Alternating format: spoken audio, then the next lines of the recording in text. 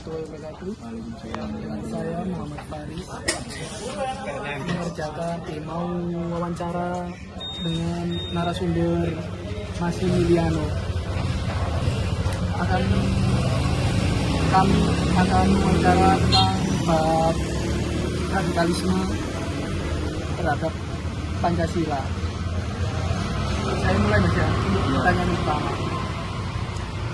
Menurut Masnya, bagaimana kedudukan Pancasila dalam hierarki sistem hukum positif di Indonesia? Pancasila menepati posisi tertinggi dalam hierarki, sehingga Pancasila adalah sumber dari segala sumber hukum. Seperti itu Mas. Jadi intinya Pancasila itu adalah sumber dari segala hukum. Menjadi dasaran gitu. Ya, menjadi dasar. Lanjut pertanyaan kedua Mas ya. Bagaimana nilai-nilai Pancasila diinternalisasikan ke dalam peraturan perundang-undangan Indonesia? Nilai-nilainya itu untuk perumusan undang-undang yang mempertimbangkan sila-sila dalam Pancasila itu sendiri. Jadi seperti keadilan sosial, persatuan Indonesia, ketuhanan Yang Maha Esa, itu sudah tercurahkan semua di dalam ini. Apa saja bentuk paham radikal yang berkembang di Indonesia pada era digital ini? Di Indonesia. Di era saat ini tuh paham radikal ini seperti propaganda. Terus habis itu ideologi itu sangat penting Mas, karena menjadi landasan kita. Jadi kalau perbedaan ideologi itu bisa menjadi perpecahan. Saya lanjut Mas ya.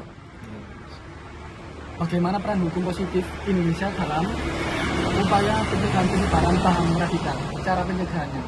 Itu seperti UU ITE itu harus disaring-saring, dipilah-pilah bahwasannya ada yang paham radikal itu harus dicekal Mas. Jadi bagian online tinggal Siber maksudnya? ya, siber itu maksudnya, itu harus lebih ketat lagi Mas.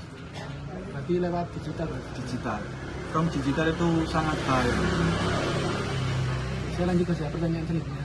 Iya. Sejauh mana efektivitas penerapan nilai-nilai Pancasila dalam kebijakan deradikalisasi di Indonesia ini? Untuk saat ini Efektivitas. tergantung pada komitmen masyarakat juga pemerintah. Jadi seperti masalah pendidikan, terus honor guru, petani, itu harus disejahterakan. Jadi agar efektif untuk rakyat terutama. Terus, apa saja tantangan penegakan hukum positif yang berlandaskan Pancasila dalam menghadapi radikalisme? Penegakan hukum positif dan Itu penegakan. untuk saat ini itu lemah ke koordinasi antara lembaga terkait, seperti orang-orang yang berkecimpung di dunia hukum itu kurang Mas Yani. Jadi kurang tepat sasaran kadang. Dalam penerapan nilai-nilai Pancasila itu masih kurang Mas. Jadi ada beberapa masalah di internal juga, terutama di dalam keamanannya. Terus, bagaimana peran masyarakat dalam mendukung sistem hukum positif berbasis Pancasila untuk pencegahan radikalisme? Harus masyarakat itu harus turut aktif dalam hal seperti pelaporan, terus penyaringan, harus lebih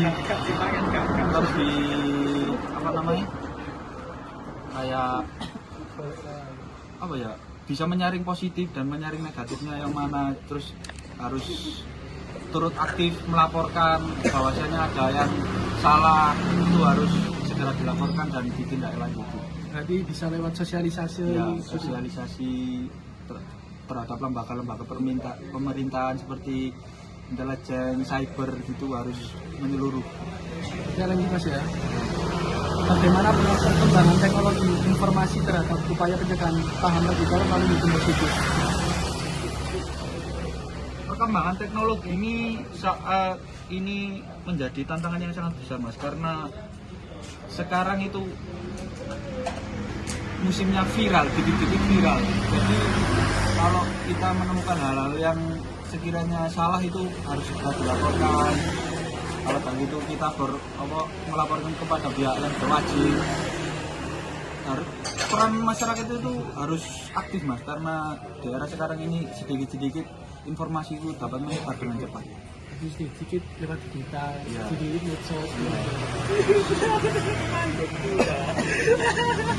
Lalu apa upaya yang dapat dilakukan untuk memperkuat peraturan perundang-undangan agar lebih responsif terhadap ancaman radikalisme?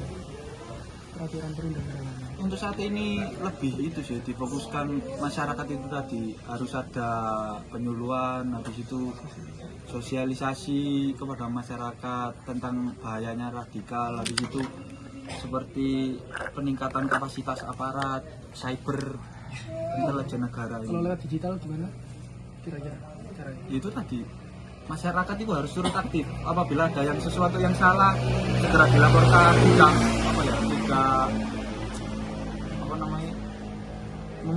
memutuskan kayak Harus berpikir secara panjang. ya maksudnya. berpikir panjang, gak boleh sepihak, habis itu tidak harus langsung menentukan apa yang harus dilakukan, harus berpikir panjang.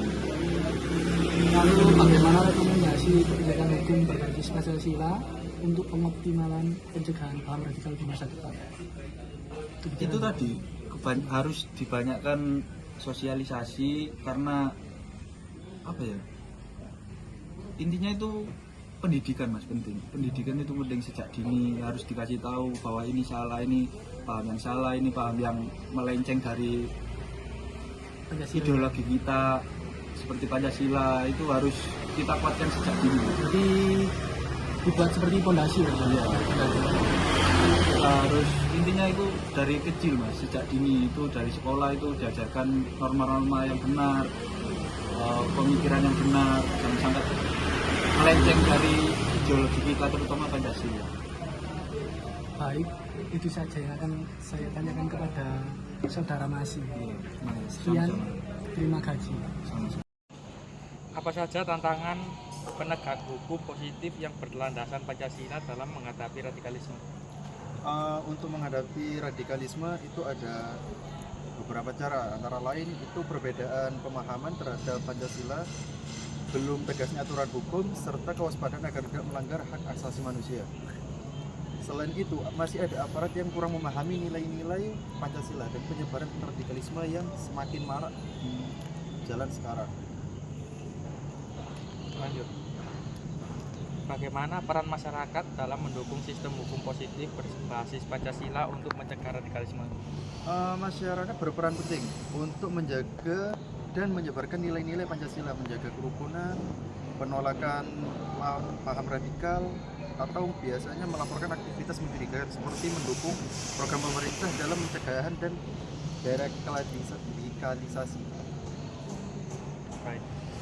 Ketiga, bagaimana pengaruh perkembangan teknologi informasi terhadap upaya pencegahan paham radikal melalui hukum positif?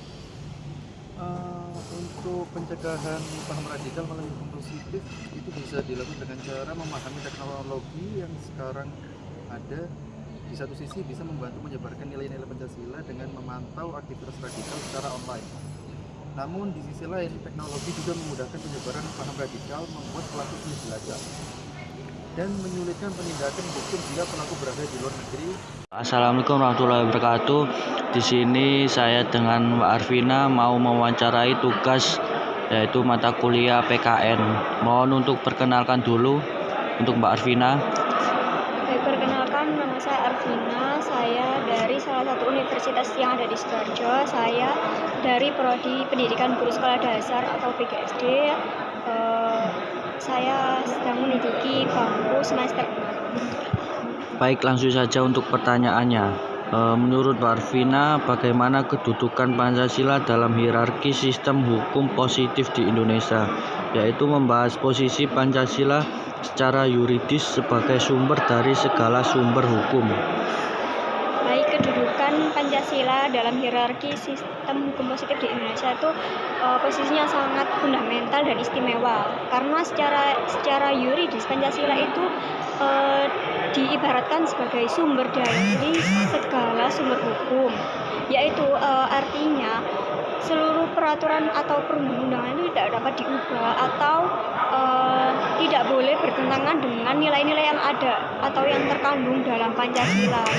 Contohnya itu seperti Pancasila sebagai dasar negara dan sumber hukum yang paling tertinggi di negara Indonesia. Baik, untuk pertanyaan yang kedua yaitu bagaimana nilai-nilai Pancasila diinternalisasikan ke dalam peraturan perundang-undangan di Indonesia, yaitu mengulas proses penjabaran nilai Pancasila ke dalam norma hukum positif. Oke, jawaban saya proses internalisasi nilainya Pancasila ke dalam peraturan perundang-undangan di Indonesia adalah bagian penting dari upaya menjadikan Pancasila itu bukan hanya sekedar sebagai dasar negara secara filosofis, tetapi juga sebagai pedoman normatif dalam praktik hukum dan pemerintahan. Hal ini tuh dilakukan dalam berbagai tahap dalam proses pembentukan norma hukum positif yang sesuai dengan nilai-nilai yang terkandung dalam Pancasila. Baik, pertanyaan yang selanjutnya yaitu yang ketiga. Menurut Mbak Arvina, apa saja bentuk paham radikal yang berkembang di Indonesia pada era digital, yaitu mengidentifikasi karakteristik paham radikal dan pola penyebarannya? Baik, pada era digital ini paham radikal di Indonesia itu berkembang dengan berbagai bentuk dan pola penyebaran yang memanfaatkan teknologi informasi. Nah, contohnya itu adalah radikalisme keagamaan, radikalisme sosial, radikalisme politik, terus juga radikalisme budaya. Nah, untuk karakteristiknya sendiri itu ada intoleran, lalu provokatif dan juga mudah menyalahkan. Nah, untuk pola penyebarannya sendiri itu ada beberapa. Kalau untuk penyebaran di media yang terbuka itu cuma seperti Instagram, Twitter atau YouTube karena dapat diakses oleh semua orang. Nah, untuk yang tertutup yaitu ada di seperti grup di Telegram, di WhatsApp.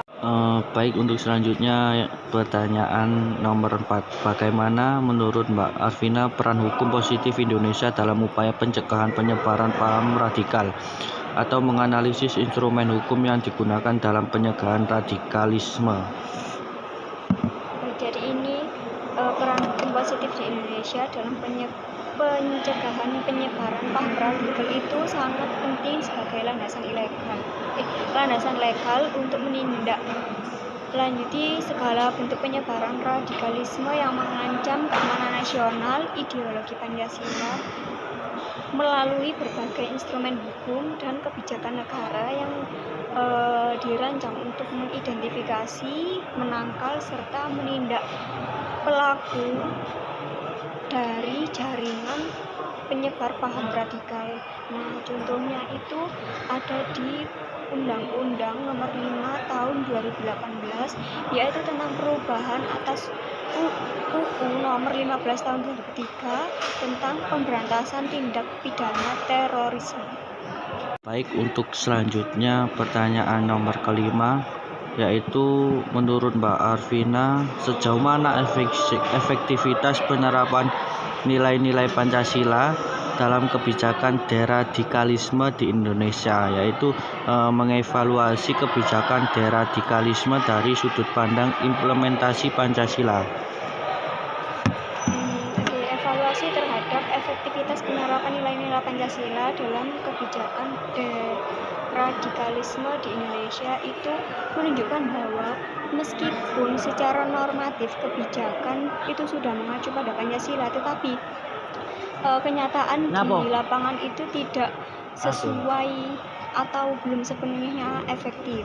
Hal ini itu bisa terlihat dari sejumlah tantangan dalam pelaksanaan, terus persepsi masyarakat juga. Nah, diambil dari salah satu Contoh sila Pancasila yang pertama yaitu ketuhanan yang Maha Esa. Relevansinya yaitu negara itu tidak anti agama, tetapi menentang penggunaan agama sebagai alat kekerasan. Nah, untuk evaluasinya yaitu masih kurang kuatnya penyebaran nilai-nilai Islam di platform digital.